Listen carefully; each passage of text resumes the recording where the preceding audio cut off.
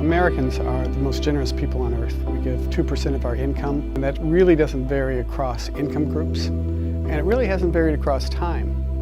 And over the last 15 years, I've been trying to understand why people give. It's different, it turns out, than why people buy products. And you might think that that why question would be pretty lofty, you know, the basic core reasons for generosity. It turns out it's not. People don't give to organizations. They give to the mission they serve. And that mission is always about people. People give to people. We've been doing lots of studies. The 16 studies covered over 28,000 interviews across 16 different organizations and over 122 different nonprofits that we were measuring for those organizations. People have lots of organizations that they could give to. 1.4 million nonprofits in the U.S. And people's level of giving hasn't increased for the past 15 years. What has changed is the number of organizations. They've grown by 40% during that period. So any single nonprofit is finding it increasingly difficult to raise money. When you think of high net worth giving, you know, that's usually someone very high up in the organization who walks in and spends a half an hour or 45 minutes talking in depth, and they deliver their story in the context of their heart. So what our organization does is figure out what the heart of the donor is who gives $20 a year, $50 a year, $200 a year. Because you need to understand that donor as well as you do the person who can write a 7-figure check. Why do people give to you? That why turns out to be pretty simple too. It's they give to people that they know well and trust. There are a lot of organizations that people know well and no longer trust. There are a lot of organizations that people trust, but they don't know very well. Now, when you know both of those things at the same time, we discovered that they give even more. So we call this construct of building depth of familiarity and trust belief. When we measure depth of familiarity and trust among donor organizations, something incredible happens. Every single measure increases. As people have more familiarity and more trust, they give more. Their first gift is more, their second gift is more, their third gift is more. They're less likely to lapse. They're more likely to be retained, their lifetime giving. And these numbers are not length of time you've been with the organization, but how much you know them and how much you trust them. And what we were trying to do was do one simple prediction. Could we predict whether someone intended to give? Because if you think of people who you want to acquire, you want them to be ready to give. And if you think of your current donors, you want them to give continually in the future. So that's what we were trying to predict. And these 10 measures predict. These are the 10 dimensions that summarize why people believe. Increasing belief increases giving. How do you build belief? And that turns out to be fairly simple too. You do it by portraying who you serve and who you are. But who you are is as important as who you serve. If I want to understand why I give to you, the who is personification. They all work as descriptions of people. People give to organizations that are trustworthy. And when people see the American Heart Association and the American Stroke Association actually working hand in glove, it makes you trust both more than just a single one. Organizations they think are capable. One of the reasons that St. Jude's does such a great job is people really trust their capability. They don't understand the pharmacology to give customized genetic drug testing for cancers for kids. They don't understand that. And if you tried to tell them, their attention span would wander. But they believe in St. Jude's and they believe they're extraordinarily capable.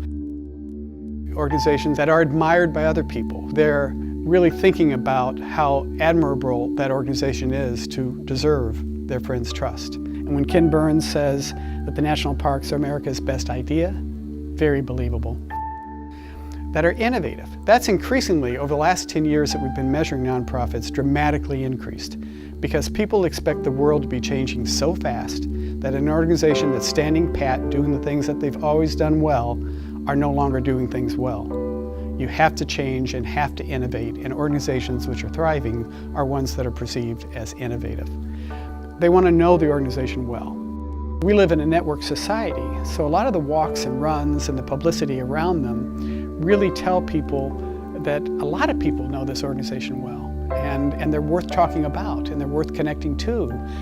They want the organization to be better than an alternative organization they might give to. So they seek out information for organizations that they give to or are thinking about giving to, and that's why the web works so hard for giving organizations.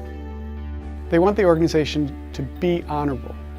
I'm not going to be able to watch you, so I'm going to look inside your heart and see, are you the kind of person who not only could do something for people, but will do something, and will go the extra mile. People give to people they like.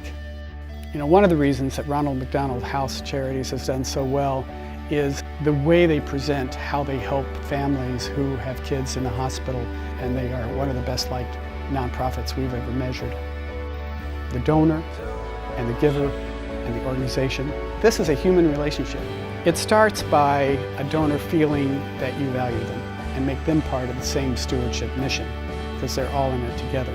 Organizations get tons of thank you from the people they serve, but oftentimes donors never hear a word of sincere appreciation. Just telling people how you use their money is a motivating thing that often inspires another gift. They want ultimately an organization that believes in their mission. It comes down to caring. The trust that the Salvation Army person has in the person that he's bringing to, and the trust she has back to him. Belief is multidimensional. There's bad news and good news. The bad news is you can't be good in all 10 of them. The good news is you don't need to be, because people expect human beings to be strong in some areas and weak in others. And can you celebrate your strengths and minimize your weaknesses? If you're excellent on 2, that turns out to be sufficient, as long as you're not clearly deficient in anything they view as critical. And different people have different things that they find as critical. So this is our little model, and we treat these 10 as circular because they're not hierarchical. There isn't one that you say, if I nail trustworthy, that's it. Because there's some kinds of organizations that you don't explicitly trust. People give to the GOP and the Democratic Party and they don't trust them at all. But they believe that they're capable in helping the candidate that they do trust get elected. And you'd think, well, who would give to an organization they don't trust? That's an example. We've been able to measure this around a lot of important nonprofits, and we find that there's 4 distinct segments that are really worth talking about. And you can divide them by whether you believe in an organization or you don't, and whether you've ever given or you haven't. And when you do that division, you can divide the world into potential donors and believers. And among those who are not yet connecting with you on a belief level, they're either uninspired or at risk.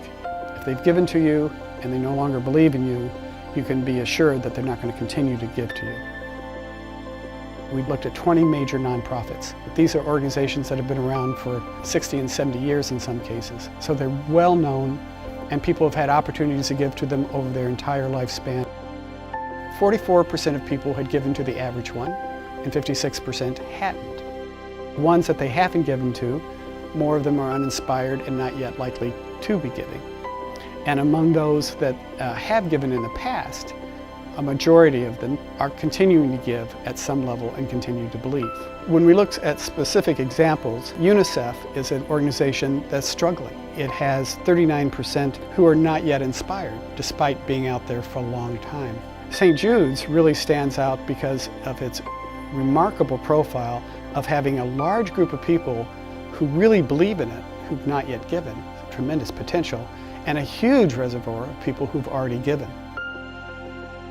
United Way and Goodwill Industries are both organizations that have a lot of people at risk who have given to them in the past but haven't been connected enough to think that they're necessarily going to give in the future. What we have found as we've started to track belief for organizations is that it really transforms how they think about being accountable. Accountability is extraordinarily important to nonprofits. Everyone has a board that is saying, are you stewarding my money well?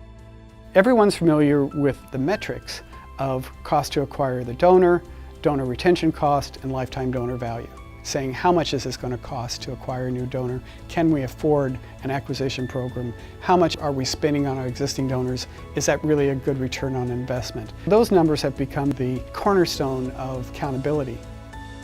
Well, with belief, you transform those. What's the cost to build belief among non-donors? Is a way to take the concept of cost to acquire a donor and give it actionability. What are the costs to maintain and build belief among donors? Well, that's a way to think about how much you're spending among your current donor pool, because it's predictive of what will grow in the future. And lifetime donor value, you really start to look at that different if you think about what is the return I get on belief building within the organization.